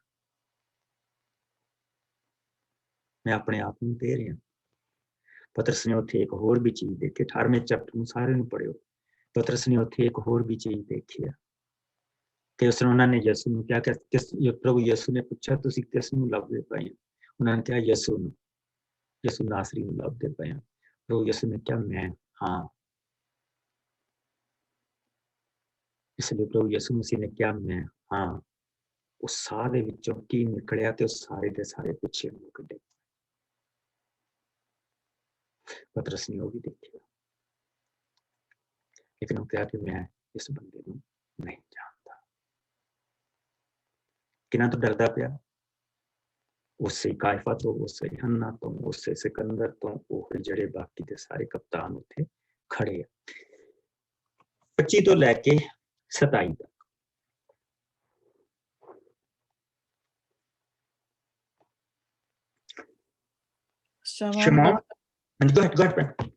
ਸ਼ਮੌਨ ਪਤਰਸ ਅਜੇ ਤੱਕ ਉੱਥੇ ਖੜਾ ਅੱਗ ਹੀ ਸੇਕ ਰਿਹਾ ਸੀ ਕਿ ਲੋਕਾਂ ਨੇ ਉਸ ਤੋਂ ਪੁੱਛਿਆ, ਕਿ ਤੂੰ ਵੀ ਉਸ ਆਦਮੀ ਦੇ ਚੇਲਿਆਂ ਵਿੱਚੋਂ ਨਹੀਂ ਹੈ? ਉਸਨੇ ਇਨਕਾਰ ਕੀਤਾ ਤੇ ਕਿਹਾ, ਨਹੀਂ, ਮੈਂ ਨਹੀਂ ਹਾਂ। ਮਹਾਪੁਰੋਹਿਤ ਦੇ ਸੇਵਕਾਂ ਵਿੱਚੋਂ ਇੱਕ ਜੋ ਉਸ ਆਦਮੀ ਦਾ ਸੰਬੰਧੀ ਸੀ, ਜਿਸ ਦਾ ਕੰਨ ਪਤਰਸ ਨੇ ਵੱਢਿਆ ਸੀ, ਬੋਲ ਉੱਠਿਆ, ਕਿ ਮੈਂ ਤੈਨੂੰ ਬਾਗ ਵਿੱਚ ਉਸ ਦੇ ਨਾਲ ਨਹੀਂ ਸੀ ਵੇਖਿਆ? ਪਤਰਸ ਨੇ ਫੇਰ ਕਿਹਾ, ਨਹੀਂ, ਅਤੇ ਉਸੇ ਵੇਲੇ ਕੁੱਕੜ ਨੇ ਵਾਗ ਦਿੱਤੀ। ਇੱਥੇ ਤੱਕ ਹੀ ਪੜ੍ਹਨਾ ਪਾਸੂ ਪੜ੍ਹਨਾ ਸੀਗਾ। ਉਸ ਵੇਲੇ ਜਿੱਦਾਂ ਪ੍ਰਭੂ ਨੇ ਕਿਹਾ ਸੀ ਕਿ 3 ਵਾਰੀ ਤੂੰ ਮੇਰਾ ਇਨਕਾਰ ਕਰੇਂਗਾ, ਉਸਨੇ 3 ਵਾਰੀ ਇਨਕਾਰ ਕੀਤਾ। ਉਹ ਡਰਦਾ ਪਿਆ ਉਹਨਾਂ ਤੋਂ। ਲੇਕਿਨ ਪ੍ਰਭੂ ਯਿਸੂ ਨੇ ਜੋ ਕਿਹਾ ਸੀ ਉਹ ਉਹਨਾਂ ਨੇ ਆਪਣਾ ਵਾਅਦਾ ਉਹਨਾਂ ਦੇ ਨਾਲ ਹੀ ਪੂਰਾ ਕੀਤਾ, ਜਿਨ੍ਹਾਂ ਦੇ ਵਿੱਚੋਂ ਇੱਕ ਨੇ 3 ਵਾਰੀ ਇਨਕਾਰ ਕਰ ਦਿੱਤਾ, ਬਾਕੀ ਦੌੜ ਗਏ, ਔਰ ਇੱਕ ਨੇ ਪ੍ਰਭੂ ਨੂੰ ਵੇਚ ਦਿੱਤਾ। ਉਸਨੇ ਨਵੇਂ 12 ਨਹੀਂ ਚੁਣੇ। ਇਸ ਕਰਕੇ ਪ੍ਰਭੂ ਦਾ ਵਚਨ ਕਹਿੰਦਾ ਕਿ ਮੈਂ ਆਪਣਾ ਕੰਮ ਕਦੀ ਅੱਧ ਦੇ ਵਿੱਚ ਨਹੀਂ ਛੱਡਦਾ, ਮੈਂ ਆਪਣਾ ਕੰਮ ਹਮੇਸ਼ਾ ਪੂਰਾ ਕਰਦਾ। ਔਰ ਇੱਥੇ ਅਸੀਂ ਦੇਖਦੇ ਹਾਂ ਕਿ ਕਿੰਨੇ ਕੁ ਅਸੀਂ ਤਾਕਤਵਰ। ਇਹਨਾਂ ਲੋਕਾਂ ਨੇ ਤਾਂ ਪ੍ਰਭੂ ਨੂੰ 3.5 ਸਾਲ ਨਜ਼ਦੀਕੀ ਦੇ ਨਾਲ ਦੇਖਿਆ, ਉਸਨੂੰ ਛੁੜਿਆ। ਇਹਨਾਂ ਨੇ ਸਵਰਗ ਤੋਂ ਮਿਲੀ ਰੋਟੀਆਂ ਖਾਧੀਆਂ, ਇਹ ਪਾਣੀ ਤੇ ਤੁਰੇ। ਇਹਨਾਂ ਨੇ ਅੰਨੇ ਠੀਕ ਹੁੰਦੇ ਦੇਖੇ, ਇਹਨਾਂ ਨੇ ਮੁਰਦੇ ਕਬਰਾਂ ਚੋਂ ਬਾਹਰ ਆਉਂਦੇ ਦੇਖੇ। ਔਰ ਇਹ ਜੇ ਇੰਨੇ ਕਮਜ਼ੋਰ ਹੋ ਸਕਦੇ ਤਾਂ ਫਿਰ ਅਸੀਂ ਵੀ ਤਾਂ ਹੋ ਸਕਦੇ। ਲੇਕਿਨ ਪ੍ਰਭੂ ਨੇ ਕਿਹਾ ਕਿ ਮੈਂ ਆਪਣਾ ਕੰਮ ਨਹੀਂ ਛੱਡਦਾ। ਜਿਹੜਾ ਦੀਨ ਤੇ ਨਮਰ ਉਸਨੂੰ ਮੈਂ ਉੱਚਾ ਚੁੱਕਾਂ। ਇਹੋ ਹੀ ਸਾਡੀ ਇਹੋ ਹੀ ਪ੍ਰਭੂ ਦੇ ਕੋਲ ਡਿਮਾਂਡ। 2 ਚੀਜ਼ਾਂ ਕਹਿੰਦਾ, ਮੇਰੇ ਪੁੱਤਰ ਨੂੰ ਆਪਣੀ ਜ਼ਿੰਦਗੀ ਦੇ ਵਿੱਚ ਲਾਓ, ਇਹ ਤੁਹਾਡਾ ਭਲਾ ਕੰਮ ਗਿਣਿਆ ਜਾਏਗਾ। ਔਰ ਦੂਸਰਾ, ਬਪਤਿਸਮਾ ਲਓ ਔਰ ਉਸ ਦੇ ਨਾਲ ਤੁਹਾਡੇ ਪਾਪ ਧੋਤੇ ਜਾਣਗੇ। ਤੀਸਰੀ ਚੀਜ਼, ਪ੍ਰਭੂ ਦਾ ਭੋਜ ਲਓ, ਉਸ ਦੇ ਨਾਲ ਮੈਂ ਤੁਹਾਡੇ ਅੰਦਰ, ਤੁਸੀਂ ਮੇਰੇ ਅੰਦਰ ਬਣੇ ਰਹੋਗੇ। ਐਂਡ ਚੌਥੀ, ਦੀਨ ਤੇ ਨਮਰ ਰਹੋ। ਡਿਗੋਗੇ ਮੈਂ ਚੁੱਕ ਲਓ, ਪਰ ਦੀਨ ਤੇ ਨਮਰ ਰਹੋ। ਇਹ ਪ੍ਰਭੂ ਦੀ ਇੱਕ, ਇਹ ਜੋ ਮੈਨੂੰ ਸਮਝ ਆਇਆ ਪ੍ਰਭੂ ਦੇ ਵਚਨ ਦੇ ਵਿੱਚੋਂ, ਉਹ ਇਹ ਆਇਆ, ਦੀਨ ਤੇ ਨਮਰ ਰਹੋ, ਕਿਉਂਕਿ ਸਭ ਡਿੱਗਣ ਹਨ। ਹੁਣ ਦੇਖੋ ਦੂਸਰਾ ਭਾਗ 209 ਪੰਨਾ, ਚੇਲਿਆਂ ਦੀ ਕਿਤਾਬ, ਦੂਸਰਾ ਭਾਗ 1 ਤੋਂ ਲੈ ਕੇ 11 ਆਇਤ ਤੱਕ ਅਸੀਂ ਪੜ੍ਹਨਾ। 1 ਤੋਂ 11 ਆਇਤ, ਜੋ ਪ੍ਰਭੂ ਨੇ ਵਾਅਦਾ ਕੀਤਾ ਸੀ ਉਹ ਵਾਅਦਾ ਪੂਰਾ ਹੋਣ ਜਾ ਰਿਹਾ। ਕਿਹੜੀ ਕਿਤਾਬ ਤੁਸੀਂ? ਇਸ ਚੇਲਿਆਂ ਦੀ ਕਿਤਾਬ book of acts chapter 2 1 to 11। ਮੈਂ ਪੜ੍ਹਦੇ ਹਾਂ ਪਾਸਟਰ ਜੀ। ਹਾਂਜੀ ਹਾਂਜੀ ਹਾਂਜੀ। ਪਵਿੱਤਰ ਆਤਮਾ ਦਾ ਉਤਰਨਾ। ਇਹ ਪੰਤੇਕੁਸਤ ਦੇ ਤਿਉਹਾਰ ਦਾ ਦਿਨ ਸੀ। ਉਹ ਸਾਰੇ ਇੱਕ ਥਾਂ ਇਕੱਠੇ ਸਨ। ਅਚਾਨਕ ਆਕਾਸ਼ ਤੋਂ ਇੱਕ ਬਹੁਤ ਤੇਜ਼ ਹਨੇਰੀ ਵਰਗੀ ਆਵਾਜ਼ ਆਈ ਅਤੇ ਉਸ ਨਾਲ ਸਾਰਾ ਘਰ ਗੂੰਜ ਉੱਠਿਆ ਜਿਸ ਵਿੱਚ ਉਹ ਬੈਠੇ ਹੋਏ ਸਨ। ਫਿਰ ਉਹਨਾਂ ਨੂੰ ਅੱਗ ਵਰਗੀਆਂ ਜੀਭਾਂ ਵੱਖਰੀਆਂ ਹੁੰਦੀਆਂ ਦਿਖਾਈ ਦਿੱਤੀਆਂ, ਜਿਹੜੀਆਂ ਉਹਨਾਂ ਵਿੱਚੋਂ ਹਰ ਇੱਕ ਤੇ ਆ ਠਹਿਰੀਆਂ। ਉਹ ਸਾਰੇ ਪਵਿੱਤਰ ਆਤਮਾ ਨਾਲ ਭਰ ਗਏ ਅਤੇ ਪਰਾਈਆਂ ਬੋਲੀਆਂ ਬੋਲਣ ਲੱਗ ਪਏ, ਜਿਵੇਂ ਪਵਿੱਤਰ ਆਤਮਾ ਨੇ ਉਹਨਾਂ ਨੂੰ ਬੋਲਣ ਲਈ ਉਭਾਰਿਆ। ਇੱਥੋਂ ਤੱਕ ਜੀ। ਹਾਂਜੀ, ਅੱਗੇ ਚਲੋ 11 ਤਾਈਂ। ਉਸ ਸਮੇਂ ਸੰਸਾਰ ਦੇ ਸਾਰੇ ਦੇਸ਼ਾਂ ਦੇ ਸ਼ਰਧਾਲੂ ਯਹੂਦੀ ਯਰੂਸ਼ਲਮ ਵਿੱਚ ਆਏ ਹੋਏ ਸਨ। ਜਦੋਂ ਇਹ ਆਵਾਜ਼ ਆਈ ਤਾਂ ਭੀੜ ਲੱਗ ਗਈ। ਲੋਕੀ ਘਬਰਾ ਗਏ ਕਿਉਂਕਿ ਹਰ ਕੋਈ ਚੇਲਿਆਂ ਨੂੰ ਆਪਣੀ ਹੀ ਬੋਲੀ ਬੋਲਦੇ ਸੁਣ ਰਿਹਾ ਸੀ। ਸਾਰੇ ਲੋਕੀ ਹੈਰਾਨ ਸਨ ਅਤੇ ਉਹ ਹੈਰਾਨਗੀ ਵਿੱਚ ਹੀ ਕਹਿਣ ਲੱਗੇ ਕਿ ਇਹ ਸਾਰੇ ਜਿਹੜੇ ਬੋਲ ਰਹੇ ਹਨ ਗਲੀਲ ਨਿਵਾਸੀ ਨਹੀਂ ਹਨ। ਫਿਰ ਅਸੀਂ ਸਾਰੇ ਕਿਸ ਤਰ੍ਹਾਂ ਆਪਣੇ ਦੇਸ਼ ਦੀ ਭਾਸ਼ਾ ਸੁਣ ਰਹੇ ਹਾਂ? ਅਸੀਂ ਜਿਹੜੇ ਪਾਰਥੀ, ਮੇਥੀ, ਲਾਮੀ, ਮੈਸੋਪੋਟਾਮੀਆ, ਯਹੂਦਿਆ, ਕਪੋਦਕੀਆ, ਪੰਤਸ, ਏਸ਼ੀਆ, ਫਰੂਗੀਆ, ਪੰਫਲੀਆ, ਮਿਸਰ, ਕੁਰੇਨੇ ਦੇ ਲਾਗਲੇ ਪ੍ਰਾਂਤ, ਲਿਬੀਆ ਦੇ ਰਹਿਣ ਵਾਲੇ ਰੋਮੀ ਮੁਸਾਫਰ, ਯਹੂਦੀ ਅਤੇ ਦੂਜੇ ਜਿਨ੍ਹਾਂ ਯਹੂਦੀ ਮਤ ਸਵੀਕਾਰ ਕੀਤਾ, ਕ੍ਰੇਤ ਅਤੇ ਅਰਬ ਦੇ ਰਹਿਣ ਵਾਲੇ ਹਾਂ। ਅਸੀਂ ਜਦੋਂ ਪੁੱਛਣ ਲੱਗੇ ਇੱਥੇ ਤੱਕ ਠੀਕ ਹੈ। ਇਸ ਦਾ ਕੀ ਅਰਥ ਹੋ ਸਕਦਾ ਹੈ, ਪਰ ਕੋਈ ਦੂਜੇ ਲੋਕੀ ਚੇਲਿਆਂ ਨੂੰ ਠੱਠੇ ਕਰਦੇ ਹੋਏ ਬੋਲੇ, ਇਹ ਤਾਂ ਤਾਜੀ ਸੁਣੇ ਜਾਣ ਤੇ ਸ਼ੀਸ਼ ਵਰਕ। ਥੈਂਕ ਯੂ ਬ੍ਰਦਰ ਜੀ। ਪ੍ਰਭੂ ਦੇ ਵਚਨ ਦੇ ਵਿੱਚ ਤੁਸੀਂ ਦੇਖੋ ਕਿ ਜਿਸ ਵੇਲੇ ਪ੍ਰਭੂ ਦਾ ਆਤਮਾ ਉਹਨਾਂ ਦੇ ਉੱਤੇ ਉਤਰਿਆ ਤੇ ਪ੍ਰਭੂ ਦੀ ਕਿੱਡੀ ਵੱਡੀ ਬਰਕਤ ਉਹਨਾਂ ਨੂੰ ਮਿਲਦੀ ਪਈ। ਉਹ ਅੰਦਰ ਵੜ ਕੇ ਬੈਠੇ ਹੋ। ਸਾਨੂੰ ਦੂਸਰੇ ਵਚਨ ਦੇ ਹਿੱਸੇ ਦੱਸਦੇ ਆ ਕਿ ਉਹ ਡਰਦੇ ਮਾਰੇ, ਯਹੂਦੀਆਂ ਤੋਂ ਡਰਦੇ ਮਾਰੇ ਅੰਦਰ ਦਰਵਾਜ਼ੇ ਬੰਦ ਕਰਕੇ ਬੈਠੇ ਸੀ। ਉਹ ਅੰਦਰ ਵੜ ਕੇ ਬੈਠੇ ਹੋ, ਕਿਉਂਕਿ ਜੇ ਉਹ ਸੋਚਦੇ ਵੀ ਜੇ ਯਿਸੂ ਨੂੰ ਮਾਰ ਸਕਦੇ ਤਾਂ ਅਸੀਂ ਕਿਹੜੇ ਪਾਣੀ ਚੋਂ। ਪ੍ਰਭੂ ਦਾ ਆਤਮਾ ਉਹਨਾਂ ਦੇ ਉੱਤੇ ਉਤਰਿਆ ਆ ਔਰ ਉਸਨੇ ਉਹਨਾਂ ਨੂੰ ਵੱਖ-ਵੱਖ ਬੋਲੀਆਂ ਬੋਲਣ ਦੇ ਲਈ ਉਭਾਰਿਆ। ਔਰ ਸਾਨੂੰ ਉਹਨਾਂ ਬੋਲੀਆਂ ਦੇ ਬਾਰੇ ਇੱਥੇ ਦੱਸਿਆ ਗਿਆ। ਜਿਸ ਵੇਲੇ ਅਸੀਂ ਦਾਨੀਏਲ ਦੀ ਪੁਸਤਕ ਪੜ੍ਹੀ ਸੀ ਤਾਂ ਅਸੀਂ ਦੇਖਿਆ ਸੀ ਕਿ ਯਹੂਦੀ ਕਿੰਨੀ ਦੂਰ ਤੱਕ ਫੈਲ ਚੁੱਕੇ ਸੀ। ਸਾਇਰਸ ਦ ਗ੍ਰੇਟ ਨੇ, ਜਿਹੜਾ ਰਾਜਾ ਖੋਰਸ ਸੀਗਾ, ਉਹਨੇ ਯਹੂਦੀਆਂ ਨੂੰ ਕਿੰਨੀ ਦੂਰ ਤੱਕ ਫੈਲਾਤਾ ਸੀ, ਕਿਉਂਕਿ ਪੜ੍ਹੀ ਲਿਖੀ ਕੌਮ ਸੀ ਤੇ ਆਪਣੇ ਬੱਚਿਆਂ ਨੂੰ ਸ਼ੁਰੂ ਤੋਂ ਹੀ ਪੜ੍ਹਾਉਂਦੇ ਸੀ। ਔਰ ਇਹ ਲਿੰਗੁਇਸਟਿਕ ਸੀਗੇ, ਵੱਖ-ਵੱਖ ਬੋਲੀਆਂ ਸਿੱਖਣਾ ਇਹਨਾਂ ਦੇ ਲਈ ਕੋਈ ਵੱਡਾ ਕੰਮ ਨਹੀਂ ਸੀਗਾ। ਇਹ ਉਸ ਕੰਮ ਦੇ ਵਿੱਚ ਆਪਣੇ ਆਪ ਨੂੰ ਧਾਰ ਲੈਂਦੇ ਸੀ ਔਰ ਇਹਨਾਂ ਨੂੰ ਪਾਠ ਨੂੰ ਸੰਭਾਲਣ ਦੇ ਲਈ ਮੋਸਟਲੀ ਕਲੈਰੀਕਲ ਜਿਹੜੀ ਜੌਬ ਹੁੰਦੀਆਂ ਸੀ ਉਹ ਇਹਨਾਂ ਦੇ ਕੋਲ ਹੁੰਦੀਆਂ ਸੀ, ਜਿੱਥੇ ਤੱਕ ਰਾਜ ਫੈਲਿਆ ਆ। ਸੋ ਇੱਥੇ ਤੱਕ ਰਾਜ ਉਹਨਾਂ ਦਾ ਫੈਲਿਆ ਸੀ। ਪਹਿਲਾਂ ਜਿਸ ਵੇਲੇ ਸਾਇਰਸ ਦੇ ਟਾਈਮ ਤੋਂ ਇੰਨੀ ਦੂਰ ਖਿਲਰੇ ਹੋ ਸੀ। ਸਾਇਰਸ ਦੇ ਟਾਈਮ ਤੋਂ ਬਾਅਦ ਜਿਸ ਵੇਲੇ ਅਲੈਗਜ਼ੈਂਡਰ ਦਾ ਟਾਈਮ ਆਇਆ ਤਾਂ ਉਸ ਵੇਲੇ ਅਲੈਗਜ਼ੈਂਡਰ ਨੇ ਵੀ ਇਹਨਾਂ ਨੂੰ ਇਹਨਾਂ ਜੌਬਾਂ ਦੇ ਉੱਤੇ ਰੱਖਿਆ। ਔਰ ਉਸ ਤੋਂ ਬਾਅਦ ਜਿਸਲੇ ਉਹ 4 ਹਿੱਸਿਆਂ ਦੇ ਵਿੱਚ ਵੰਡ ਹੋ ਗਿਆ ਉਹਦੀ ਮੌਤ ਤੋਂ ਬਾਅਦ, ਤੇ ਫਿਰ ਵੀ ਇਹਨਾਂ ਦੀ ਜਿਹੜੀ ਵਰਤੋਂ ਸੀਗੀ ਉਹ ਫਿਰ ਵੀ ਹੋ ਰਹੀ ਸੀ। ਔਰ ਇਸੇ ਤਰ੍ਹਾਂ ਜਿਸ ਵੇਲੇ ਉਸ ਤੋਂ ਬਾਅਦ ਰੋਮ ਉੱਠਿਆ, ਜਿਸਨੇ ਸਾਰਾ ਕੁਝ ਮੁੜ ਕੇ ਇਕੱਠਾ ਕੀਤਾ, ਤੇ ਰੋਮ ਦੇ ਰਾਜ ਦੇ ਵਿੱਚ ਵੀ ਇਹਨਾਂ ਨੂੰ ਕਾਫੀ ਬਰਕਤ ਮਿਲਦੀ ਸੀ। ਦੂਰ ਤੱਕ ਉਹ ਫੈਲਿਓ ਸੀ। ਔਰ ਇਹਨਾਂ ਦਿਨਾਂ ਦੇ ਵਿੱਚ ਉਹ ਉੱਥੇ ਆਉਂਦੇ ਸੀ, ਪੰਤੇਕੁਸਤ ਤੱਕ ਰਹਿੰਦੇ ਹੁੰਦੇ ਸੀ। ਪਸਾਹ ਦੇ ਤਿਉਹਾਰ ਤੋਂ ਲੈ ਕੇ ਪੈਂਤੇਕੁਸਤ ਤੱਕ ਉਹ ਰਹਿੰਦੇ ਹੁੰਦੇ ਸੀ। ਔਰ ਉਹ ਇਹ ਦੇਖ ਰਹੇ ਆ ਕਿ ਇਹ ਬੰਦੇ ਤੇ ਗਲੀਲੀ ਆ। ਕਿੱਦਾਂ ਉਹਨਾਂ ਨੂੰ ਪਤਾ ਲੱਗ ਗਿਆ? ਉਹਨਾਂ ਦੇ ਬੋਲਣ ਦੇ ਤਰੀਕੇ ਤੋਂ। ਜਿਸ ਤਰ੍ਹਾਂ ਕਿ ਜਿਸ ਲਈ ਕੋਈ ਬੰਦਾ ਪੰਜਾਬੀ ਬੋਲਦਾ ਤੇ ਅਸੀਂ ਉਹਦੀ ਪੰਜਾਬੀ ਦੇ ਬੋਲਣ ਦੇ ਤਰੀਕੇ ਤੋਂ ਸਮਝ ਜਾਂਦੇ ਹਾਂ ਕਿ ਕਿਹੜੇ ਇਲਾਕੇ, ਰਾਈਟ? ਅੰਮ੍ਰਿਤਸਰ ਦਾ ਆ, ਉਸ ਇਲਾਕੇ ਦਾ, ਇਹ ਦੁਆਬੇ ਦਾ ਆ, ਇਹ ਮਾਝੇ ਦਾ ਆ, ਜਾਂ ਇਹ ਮਾਲਵੇ ਦਾ ਆ। ਅਸੀਂ ਝੱਟ ਦੱਸਦੇ ਉਹਦੇ ਬੋਲਣ ਦੇ ਤਰੀਕੇ ਤੋਂ ਕਿੱਥੇ ਦਾ।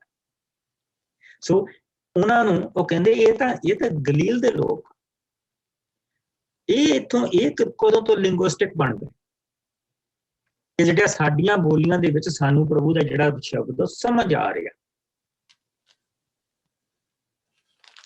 ਠੀਕ। ਸੋ ਸਭ ਤੋਂ ਪਹਿਲਾਂ ਜਿਹੜਾ ਉਹਨਾਂ ਨੂੰ ਪ੍ਰਭੂ ਦਾ ਬਲ ਮਿਲਿਆ, ਉਹ ਇੱਕ ਕਮਰੇ ਦੇ ਵਿੱਚੋਂ ਉੱਠ ਕੇ ਬਾਹਰ ਆ ਗਏ।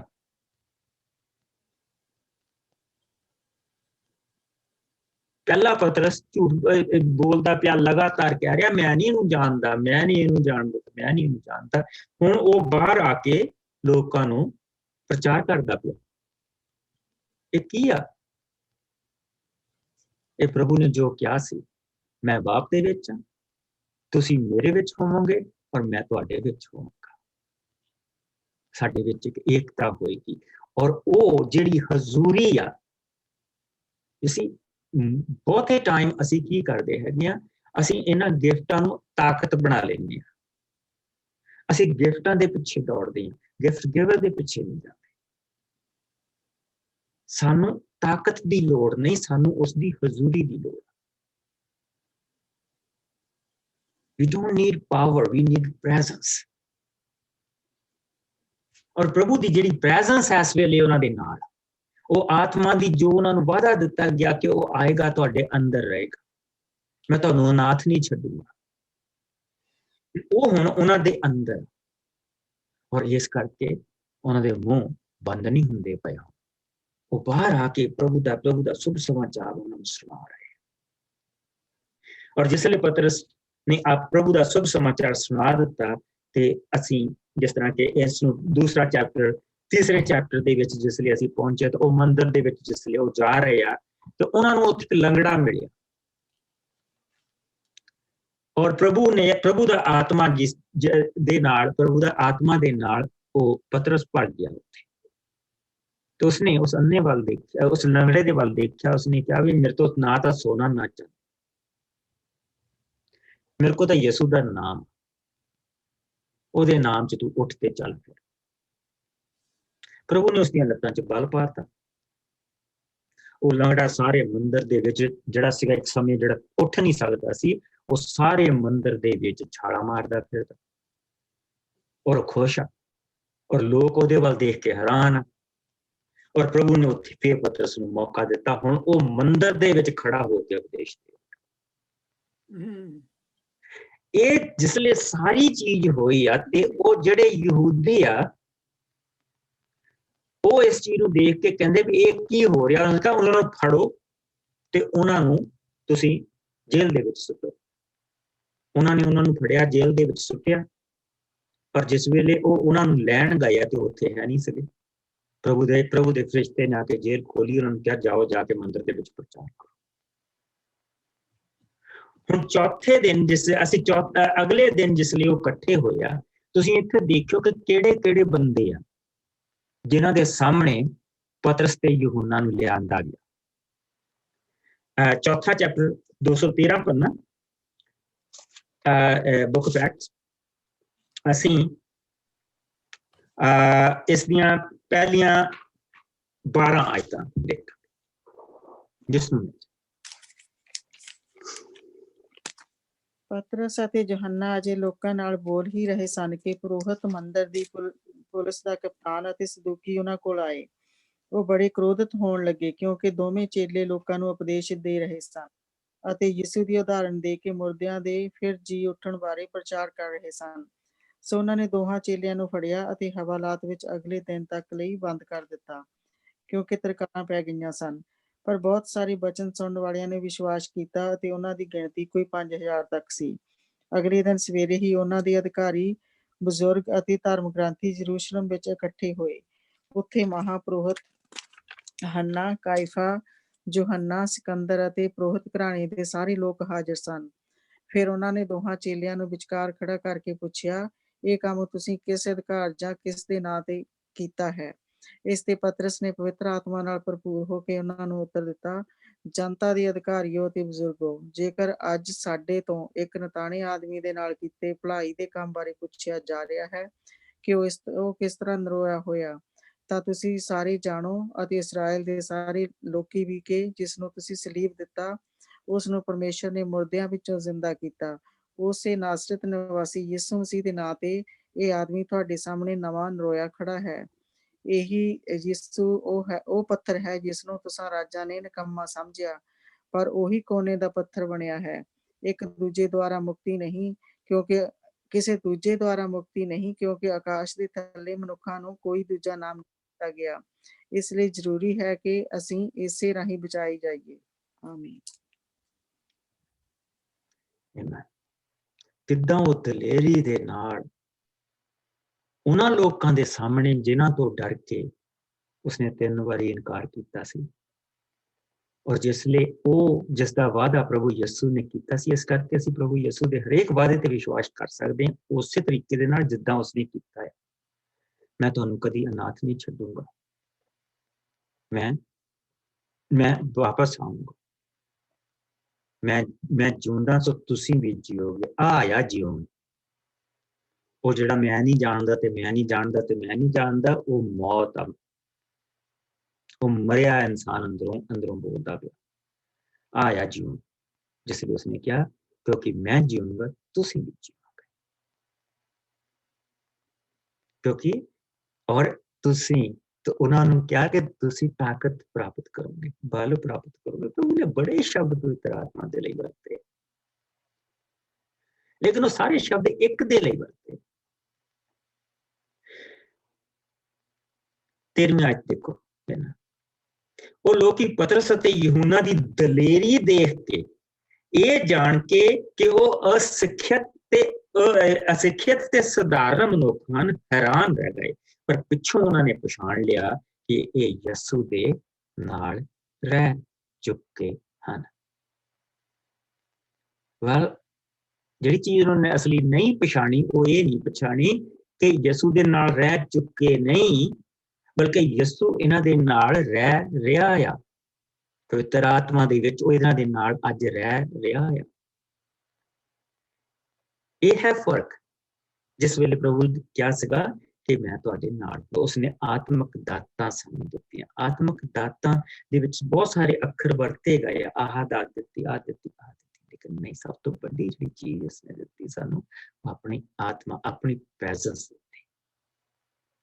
ਸੋ ਜਿਸ ਲਈ ਉਸਦੀ ਪ੍ਰੈਜ਼ੈਂਸ ਸਾਡੇ ਅੰਦਰ, ਫਿਰ ਪ੍ਰਭੂ ਕੋਈ ਵੀ ਕੰਮ ਲੈ ਸਕਦਾ, ਕੋਈ ਵੀ ਕੰਮ ਲੈ ਸਕਦਾ। ਕੱਲ ਨੂੰ ਥੋੜਾ ਜਿਹਾ ਇੱਥੇ ਹੋਰ ਦੇਖਾਂਗੇ, ਔਰ ਫਿਰ ਅਸੀਂ ਚੌਥਾ ਚੈਪਟਰ ਕੱਲ ਨੂੰ ਫਿਨਿਸ਼ ਕਰਾਂਗੇ, ਔਰ ਫਿਰ ਅਸੀਂ 5ਵੇਂ ਚੈਪਟਰ ਦੇ ਵੱਲ ਵਧਾਂਗੇ। ਆਓ ਦੁਆ ਕਰੀਏ। ਪ੍ਰਭੂ ਦੇ ਹੱਥਾਂ ਦੇ ਵਿੱਚ ਆਪਣੇ ਆਪ ਨੂੰ ਦੇਈਏ। ਪ੍ਰਭੂ ਜੀ, ਮੈਂ ਤੇਰਾ ਬਹੁਤ ਸ਼ੁਕਰ ਕਰਦਾ ਇਸ ਸਮੇਂ ਦੇ ਲਈ ਔਰ ਤੇਰੀ ਕਿਰਪਾ ਦੇ ਲਈ। ਇਸ ਚੈਪਟਰ ਦੇ ਵਿੱਚੋਂ ਅਸੀਂ ਬਹੁਤ ਕੁਝ ਪ੍ਰਭੂ ਜੀ ਸਿੱਖਦੇ ਪਏ, ਔਰ ਮੇਰੀ ਦੁਆ ਹੈ ਖੁਦਾਵੰਦ ਕਿ ਤੂੰ ਇਹ ਪ੍ਰੈਜ਼ੈਂਸ, ਇਹ ਆਪਣੀ ਹਜ਼ੂਰੀ ਸਾਡੀ ਭੈਣ ਨੂੰ ਦੇ, ਔਰ ਇਸ ਦੇ ਉੱਤੇ ਕਿਰਪਾ ਪਾ। ਔਰ ਇਹੋ ਹੀ ਹਜ਼ੂਰੀ ਪ੍ਰਭੂ ਜੀ ਤੁਸੀਂ ਸਾਡੀ ਭੈਣ ਨੀਤੂ ਨੂੰ ਦੇ,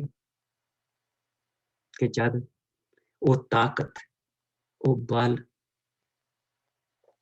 और प्रभु जी तेरा वो प्यार तेरी बंदी में मिले।